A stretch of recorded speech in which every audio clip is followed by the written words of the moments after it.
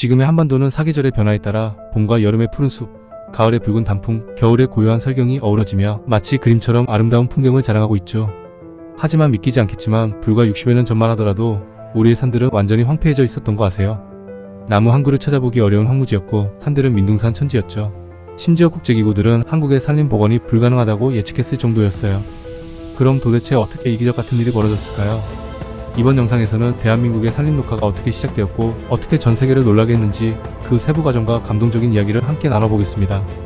그리고 유엔이 처음에 한국의 산림 녹화를 불가능하다고 봤던 이유와 그 예상을 뒤집은 비하인드 스토리도 함께 알아볼게요. 1. 재앙의 시작. 1950년대 후반 한국의 산들은 대부분 나무가 없는 황무지로 변해 있었습니다. 나무가 없는 산 메마른 땅 그리고 황량한 풍경이 가득했죠. 그 이유가 뭘까요? 바로 한국전쟁.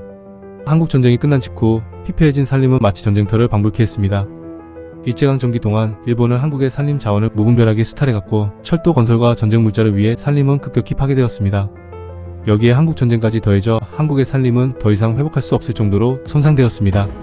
그 시절 한국의 겨울은 참으로 혹독했습니다. 가난한 국민들은 추운 겨울을 견디기 위해 산에 남은 나무들을 모두 베어 땔감으로 사용했었죠. 남은 나무들이 거의 없었기 때문에 심지어 낙엽까지도 모아 겨울나기에 써야 했죠. 그 결과 산은 더욱더 황폐해졌습니다. 겨울철 땔감 부족 문제는 마을 사람들 간에 심각한 갈등을 일으키기도 했고 나무를 구하지 못해 얼어 죽는 사례도 많았죠. 더욱 심각한 문제는 여름이 되면 찾아오는 거 아세요? 산에 나무가 없으니 비가 올 때마다 토사가 쓸려 내려오고 마을은 홍수 피해를 고스란히 입었습니다. 농작물이 쓸려나가 농사를 망치는 것은 기본이고 집과 마을 전체가 토사에 휩쓸리는 경우도 빈번했습니다. 산이란 곳이 원래 사람들을 지켜주는 존재인데 이때는 오히려 사람들에게 재앙을 안겨주는 존재로 바뀌고 만 것입니다. 2. 정책의 출발. 산림 녹화의 필요성은 정부의 주요 과제로 떠올랐습니다. 당시 대통령이었던 박정희는 경제발전과 함께 산림 복원을 국가재건의 핵심 과제로 삼았죠. 하지만 처음부터 산림 녹화 사업이 순조로웠던 것은 아니었습니다.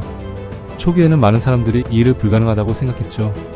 특히 유엔 식량농업기구는 한국의 황폐한 산림을 복구하는 것은 거의 불가능에 가까울 것이라고 보고했습니다. 한국은 산림 복원에 필요한 자원도 기술도 체계적인 계획도 없는 나라로 평가되었기 때문이죠. 이렇게 어렵게 출발한 산림 녹화 사업은 여러 난관을 마주해야 했습니다. 첫 번째 문제는 바로 사람들의 인식이었습니다. 사람들 인식이 어떤 건지 감이 안 오시죠? 당시의 나무는 땔감이나 자원으로만 여겨졌기 때문에 나무를 심고 가꿔야 한다는 생각은 누구에게도 익숙하지 않았습니다. 산에 나무가 조금만 자라면 아무나 달려와서 베어가는 것이 일상이었죠. 산림을 보호하는 것보다 당장 먹고 살기 위해 나무를 베는 것이 우선인 시기였습니다. 그럼에도 불구하고 박정희 정부는 산림 녹화를 강력하게 추진했습니다. 1960년대 초반 치산 녹화 계획이 세워졌고 전국적으로 나무를 심기 시작했습니다. 이 과정에서 흥미로운 일화들이 많습니다. 예를 들어 나무 심기에 동참하지 않는 사람들에게는 일정한 벌금을 물리기도 했고 반대로 열심히 참여한 마을에게는 보상을 주는 정책도 도입되었습니다. 그리고 군인들까지 동원해 대대적인 나무 심기 운동을 벌였죠. 당시 농촌 지역에서는 나무 심기 대회가 열리기도 한 거 아세요?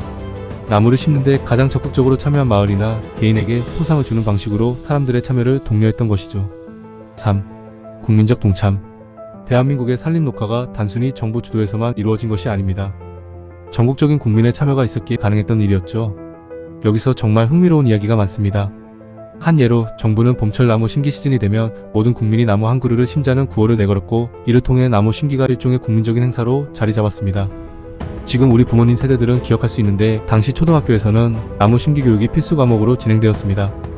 학생들은 선생님의 지도를 받으며 각자 나무 한 그루씩을 심었고 그 나무가 잘 자라는지 계속 관찰하며 관리해야 했습니다. 심지어 자신이 심은 나무가 잘 자라지 않으면 벌점까지 받는 일도 있었죠. 어린 학생들이 나무에 이름을 붙여주고 마치 친구처럼 대하며 정성껏 돌보던 모습은 그 시절의 아름다운 추억으로 남아있습니다. 또 다른 재미있는 이야기는 산림 녹화 운동이 결혼식이나 가족 행사와 연결되었다는 점입니다. 결혼식에서 신랑 신부가 나무를 심는 것은 아주 흔한 일이었고 마을에서는 아이가 태어나면 나무를 심는 전통이 생기기도 했습니다. 나무 한 그루가 마치 새로 시작된 가정이나 생명을 상징하는 것처럼 여겨졌던 것이죠. 4. 체계적이고 철저한 정책적 지원. 물론 이런 국민적 참여와 더불어 정부의 세심한 정책적 지원도 성공의 중요한 요인이었습니다. 산림 녹화는 단순히 나무를 심는 데서 끝나지 않았습니다. 나무만 심고 이후 관리 없이 방치만 하면 성공할 리가 없겠죠. 나무를 심은 후 그 나무들이 제대로 자랄 수 있도록 관리하는 것이 무엇보다 중요했죠. 가장 먼저 이루어진 것은 사방사업이었습니다.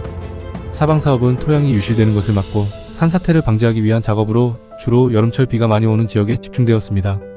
산의 계단식으로 지형을 만들어서 나무가 제대로 뿌리 내릴 수 있도록 하고 홍수나 산사태로부터 산을 보호하는 작업이었죠.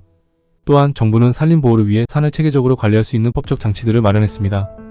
불법 벌목이나 산림훼손 행위에 대해 강력한 처벌을 내렸으며 산림보호구역을 지정해 나무가 잘 자랄 수 있도록 했습니다. 여기에 지역별로 적합한 나무종을 선택해 심는 작업도 이루어졌습니다. 예를 들어 강수량이 적은 지역에는 물을 덜 필요로 하는 나무를 심고 바람이 많이 부는 지역에는 강한 나무를 심는 등 과학적인 접근이 더해졌습니다. 5. 유엔과 국제사회의 찬사. 대한민국의 산림녹화 사업이 성공적으로 진행되자 국제사회는 놀라움을 금치 못했습니다. 앞서 언급했듯이 유엔은 처음에 한국의 산림 복원을 불가능하다고 판단했습니다. 하지만 1982년 유엔 식량농업기구는 한국을 제2차 세계대전 이후 산림 녹화에 성공한 거의 유일한 개발도상국으로 평가했습니다. 국뽕 차오르네요.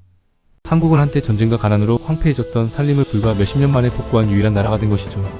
또한 2006년 미국 지구정책연구소는 한국의 산림 녹화를 세계적인 모델로 언급하며 다른 나라들이 본받아야 할 사례로 꼽았습니다.